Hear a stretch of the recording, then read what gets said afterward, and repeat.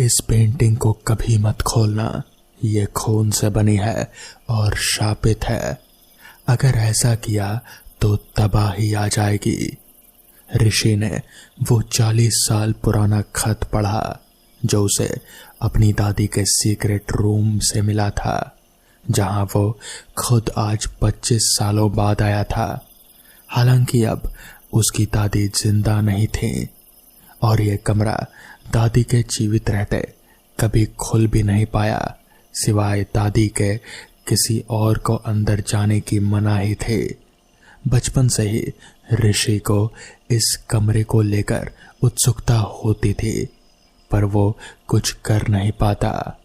आज इतने सालों बाद जब वो अपने परिवार के साथ अपने पैतृक गांव आया तो अचानक उसे इस बंद कमरे का ध्यान आया और ऊपर बेहद ही नजरों से बचकर रखी एक लोहे के संदूक में उसने ढूंढ निकाला, जिसमें एक दुखी आदमी की मुंह खुली पेंटिंग बने हुए थे जो पूरी तरह से सील हुई थी और लाल रंग की थी।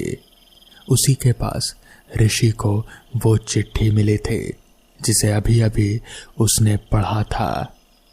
ये सब बकवास और अंधविश्वास है। भला इतनी लाजवाब पेंटिंग शापित कैसे हो सकती है? वो उस पेंटिंग को देखकर मन ही मन बोला और उसने उसे खोल दिया और लाकर अपने ड्राइंग रूम में लगा दिया। ऋषि की पत्नी ने भी उसे मना किया, पर उसने उसकी बातों पर ध्यान नहीं दिया। पिछले कुछ दिनों से ऋषि को उसके घर में अजीब सी मनहूसियत का आभास हो रहा था। आज सुबह ही उसका 12 साल का बेटा अचानक ही सीढ़ियों से गिर पड़ा। उसे चोट आई। इस वक्त वो हॉस्पिटल में भर्ती था। ऋषि को कुछ भी समझ नहीं आ रहा था कि उसके साथ अचानक ये क्या हो रहा है। आज अमावस्या थी और आज ऋषि अकेला था, क्योंकि उसकी पत्नी उसके बेटे के लिए अस्पताल में रुकी हुई थी। आधी रात का समय था। ऋषि अपने कमरे में सो रहा था कि तभी उसे किसी आदमी के सिसकने और रुदन भरे स्वर में रोने की आवाजें सुनाई पड़ी। वो आवाज इतनी तीक्ष्ण थी कि ऋषि का मन घबराने लगा। वो उठकर अपने कानों को दोनों हाथों से रखते हुए आवाज की दिशा में जाने लगा।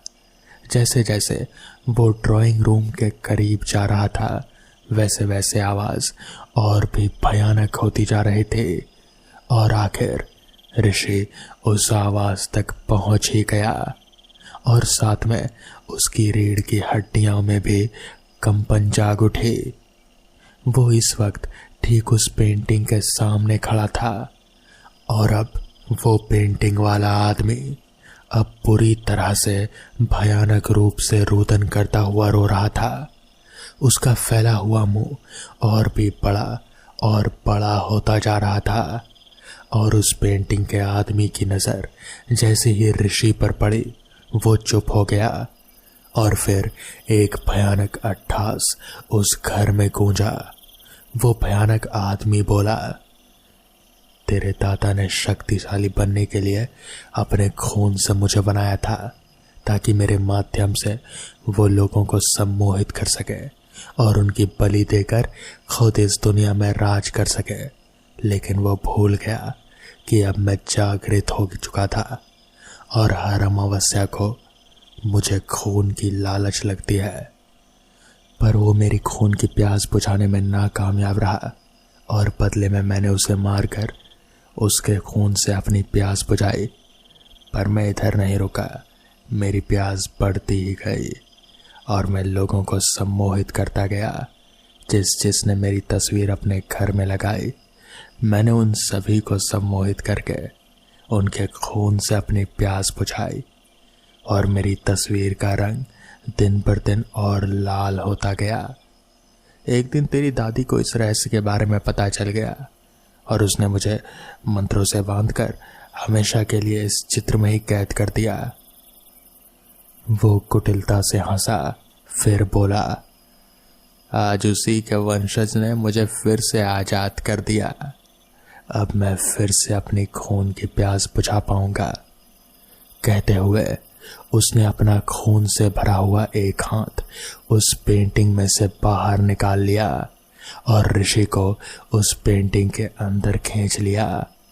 कुछ ही देर में उस पेंटिंग पर से खून की झड़ी गिरने लगी और फिर वही खून एक जगह सिमटकर उस पेंटिंग का रंग और भी लाल हो गया। 2 दिन बाद जब उसकी पत्नी घर आई तो ऋषि उसे कहीं नहीं दिखाई पड़ा। किसी अनहोनी की आशंका के लिए उसकी पत्नी का ध्यान उस पेंटिंग पर गया जिस पर लाल रंग चमक रहा था, जैसे अभी अभी ही उसे रंगा गया हो। उसे उस चिट्ठी का ध्यान आया। वो समझ चुकी थी कि ऋषि अब कभी नहीं आएगा।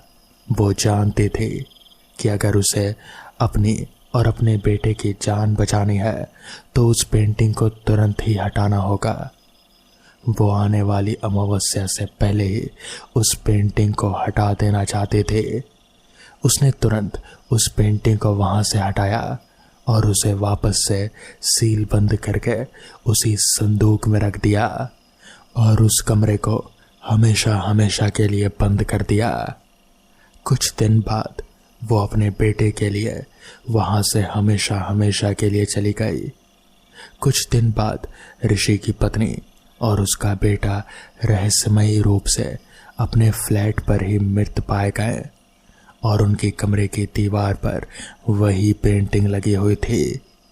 ऋषि की पत्नी ने हड़बड़ी में उसे सील बंद तो कर दिया था, पर वो मंत्र का धागा बांधना भूल गई और वो पेंटिंग वापस से आजाद हो चुकी थी और उनका पीछा करते करते वो उन दोनों तक आ पहुंची और उन्हें भी खत्म कर दिया। अब उस खूनी पेंटिंग का खेल फिर शुरू हो चुका था। ऋषि की दादी ने सही ही कहा था, ये पेंटिंग तबाही ला सकती है।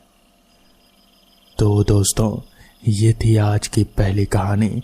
तो चलिए बढ़ते हैं आज की दूसरी कहानी की ओर। रवि को एक बार एग्जाम देने राजस्थान जाना पड़ा। ऑनलाइन होटल बुक करने पर सिर्फ एक ही होटल में रूम मिल रहा था, एलिना होटल। विचित्र बात थी, उस होटल के कोई रिव्यू नहीं थे। समय की कमी को देखते हुए उसने होटल बुक कर दिया। ट्रेन रात के 11 बजे पहुंची। स्टेशन के बाहर खाना खाने के बाद उसने होटल के लिए रिक्शा या टैक्सी करनी चाहिए। कोई उस रोड पर जाने को तैयार नहीं था। एक रिक्शा वाला तैयार हुआ। देखो, मैं आपको उस होटल से कुछ पहले ही उतार दूंगा, उसके बाद आपको खुद ही जाना होगा। इतने पर बात बन गई। रवि रिक्शा पर बैठ गया। क्या बात है, कोई उस रोड पर जाना नहीं चाहता, सब मना कर रहे हैं। साहब, आप नए लगते हैं शहर में, आपको कुछ पता नहीं। क्या पता नहीं? कुछ नहीं। आप उस गली से सीधा जाइए और दाईं तरफ आपका होटल होगा। वो लोग वहां पहुंच चुके थे। रवि होटल में पहुंचा। सुनसान इलाका था। रिसेप्शन पर बैठे एक लड़के ने बोला, आप रवि होंगे जिन्होंने ऑनलाइन बुकिंग की थी? जी हाँ, मैं ही हूँ।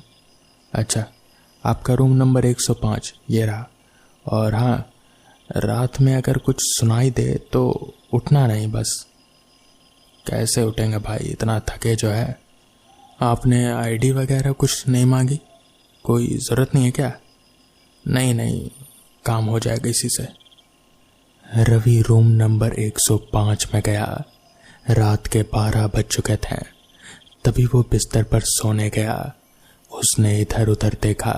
सुनसान इलाका, कमरे भी ज्यादातर खाली ही थे। जैसे ही वो गहरी नींद में था, अचानक उसे पायल के छनछनाने की आवाज आई। तो कभी उसे ऐसा लगता कि कोई उसके कमरे की तरफ दौड़ रहा है, लेकिन उसे रिसेप्शन पर कहे लड़के की बात याद आ गई कि रात में उठना नहीं। वो चुपचाप सो गया। अगली सुबह उठा और जाने के लिए तैयार हो गया। वो नीचे खाने के लिए होटल के रिसेप्शन पर बात करने गया। क्या मुझे कुछ खाने को मिल सकता है? जी सर, बिल्कुल। रात में मुझे पायल की आवाज़ आ रही थी। क्या कोई टीवी भी ऑन था क्या, या फिर कुछ और? रिसेप्शन वाले ने कोई जवाब नहीं दिया। सर, आपका नाश्ता तैयार है। रवि खाने की टेबल पर बैठ गया। कुछ देर उसने खाना खाया, जिसके बाद वो एग्ज़ाम देने सेंटर पर निकल गया। जब एग्ज़ाम सेंटर पर गया तो उसकी आईडी मांगी गई। अरे ये क्या, आईडी कार्ड कहाँ गया? लगता है होटल में ही कल छोड़ आया। उसके पास 2 आईडी थे। उसने दूसरी आईडी दिखाई और एग्ज़ाम देने चला गया। ट्रेन रात की थी। उसने सोचा एग्ज़ाम देने के बाद उस होटल जाकर आईडी लेकर फिर स्टेशन चला जाएगा। 2 शिफ्टों में एग्ज़ाम देने के बाद उसी होटल पर वो आ गया। शाम के 6 बज चुके थे। होटल पहुंचते ही उसने रिसेप्शन पर अपनी आईडी मांगी, तो इस पर उस लड़के ने कहा, सर मैं आपको आपके आईडी के बारे में याद दिलाने ही वाला था, ये लीजिए। रवि ने अपनी आईडी ली और उस होटल से निकलने लगा। तभी उसे महसूस हुआ कि जैसे फिर से उसके कानों में पायल की आवाज़ टकराई हो। उसने अपनी घड़ी की ओर देखा तो पाया कि ट्रेन के समय में अभी वक्त है। वो वापस उस रिसेप्शन वाले लड़के के पास गया और उसने पूछा, अच्छा सुबह जब मैंने पूछा कि यहाँ पायल की आवाज़ आती है तो आपने कोई जवाब नहीं दिया। यहाँ पर ऐसा क्यों होता है? कल रात को मैं लगातार पायल की आवाज़ सुन रहा था। इस पर वो लड़का रवि की बात को सुनकर जैसे अनसुना सा कर दिया और उस लड़के ने फिर कहा, सर आपको जाना चाहिए, आपकी ट्रेन छूट जाएगी। इस पर रवि ने कहा, नहीं मेरी ट्रेन में अभी वक्त है। अच्छा ऐसा क्यों होता है? पायल की आवाज़ आप अगर बताना नहीं चाहते तो छोड़ दीजिए। जिस पर उस लड़के ने कहा, सर बहुत लंबी कहानी है। जिसके बाद रवि ने कहा, कोई बात नहीं, मेरे पास भी काफ़ी समय है। जिसके बाद उस लड़के ने बताना शुरू किया। रॉबर्ट और जोसेफ बहुत अच्छे दोस्त हैं। जोसेफ इस होटल का मालिक था। रॉबर्ट को भी वो यहीं पर काम पर रखता था, मतलब कि बिल्कुल एक पार्टनर जैसा। दरअसल इस होटल का असली मालिक जोसेफ ही था। उसकी इकलौती लड़की थी, उसका नाम एलिना था। जोसेफ और रॉबर्ट में घनिष्ठ दोस्ती थी। अपने काम और चतुराई से रॉबर्ट ने जोसेफ के दिल में अपने लिए एक खास जगह बना ली और उसका विश्वास पात्र बन गया। जोसेफ रॉबर्ट पर बेहद भरोसा करता था। कभी कभी तो जोसेफ विश्वास के कारण कंपनी के मुख्य काम रॉबर्ट को ही सौंप देता था। तब जोसेफ की लड़की इतनी बड़ी और सयानी नहीं हुई थी कि वो कंपनी का काम देख सके। इसलिए रॉबर्ट को जोसेफ ने अपने सह मैनेजर के रूप में यहाँ पर नियुक्त किया हुआ था। अचानक किसी घातक बीमारी के चलते जोसेफ रॉबर्ट को अपने घर बुलाकर अपनी पत्नी और बेटी के सामने उससे अपनी कंपनी की कुछ ज़रूरी बातें करता है। जोसेफ रॉबर्ट से कहता है, देखो जोसेफ, तुम मेरे सबसे अच्छे दोस्त हो और मेरे साथ मिलकर तुमने बहुत काम भी किया है, इसलिए तुम्हें मेरे काम का एक अच्छा तजुर्बा भी हो गया होगा। मैं अपनी बेटी एलिना को इस होटल का भार सौंप रहा हूँ। मैं जानता हूँ कि एलिना होटल के काम के बारे में इतना ज़्यादा नहीं जानती जितना कि तुम जानते हो। मैं चाहता हूँ कि तुम इस होटल को चलाने में मेरी बेटी की मदद करो। रॉबर्ट, अब से मेरी बेटी कंपनी के मालिक है और तुम्हें एलिना के साथ बिजनेस को आगे बढ़ाना है। रॉबर्ट जोसेफ का हाथ पकड़कर उससे कहता है, तुम चिंता मत करो जोसेफ, मैं हूं ना, मैं सब संभाल लूंगा। ये सुनकर जोसेफ के चेहरे पर एक मुस्कान आ जाती है। रॉबर्ट दोहरे चरित्र का आदमी था। लेकिन जोसेफ को फिर भी उसकी बातों पर जरा भी शक नहीं होता। जोसेफ अपनी बात रखकर निश्चिंत हो जाता है। जोसेफ की हालत ज्यादा खराब होने की वजह से उनकी जगह उनकी बेटी एलिना होटल का भार संभालती है, जिसमें रॉबर्ट के उसके साथ भी शामिल था। कुछ महीनों तक कंपनी का कार्यभार संभालने के दौरान ही एलिना के पिताजी यानी कि जोसेफ गुजर गए।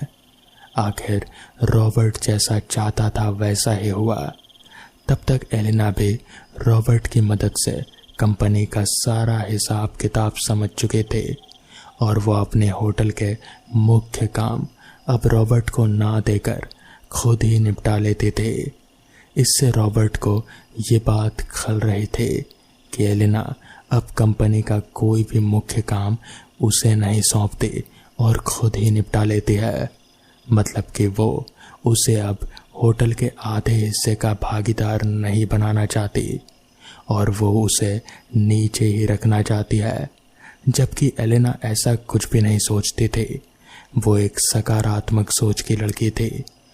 वो होटल के काम ज्यादा भार किसी और पर नहीं छोड़ना चाहते थे और फिर जो भी काम वो अच्छे से खुद कर सकती है उसे वो दूसरे से क्यों कराए। अपने दोस्त जोसेफ के मरने के बाद रॉबर्ट को उसकी कंपनी हड़पने का लालच आ जाता है। कई दिन गुजर जाते हैं। रॉबर्ट के लालच की लालसा बढ़ती जाती है। फिर एक दिन वही होता है जो होना था। रॉबर्ट एलिना को इसी होटल में बेरहमी से मार डालता है और फिर उसकी लाश को इस होटल के एक दीवार के पीछे चुनवा देता है। हालांकि उसके कई दिनों के बाद रॉबर्ट पुलिस के हाथों पकड़ा जाता है। पुलिस की जांच पड़ताल के दौरान उसने सारा कुछ कबूल लिया और फिर उसे जेल हो गई। मगर कहते हैं कि तभी से इस होटल एलिना में एलिना की आत्मा भटकती रहती है। रिसेप्शन वाले लड़के की पूरी बात सुनकर मुझे समझ आया कि कल रात वो पायल की आवाज किसकी थी। जिसके बाद मैंने वहां से अपना सामान उठाया और सीधे स्टेशन पहुंचा। ट्रेन पकड़कर अपने घर के लिए रवाना हो गया। तो दोस्तों, ये थी आज की कहानियाँ। अगर आपको ये कहानियाँ पसंद आई हो तो वीडियो को लाइक और चैनल को सब्सक्राइब करना ना भूलें। तो मैं आपका दोस्त आर्यन जल्द ही मिलूंगा आपसे ऐसी ही नई कहानियों के साथ। तब तक के लिए अपना ख्याल रखें।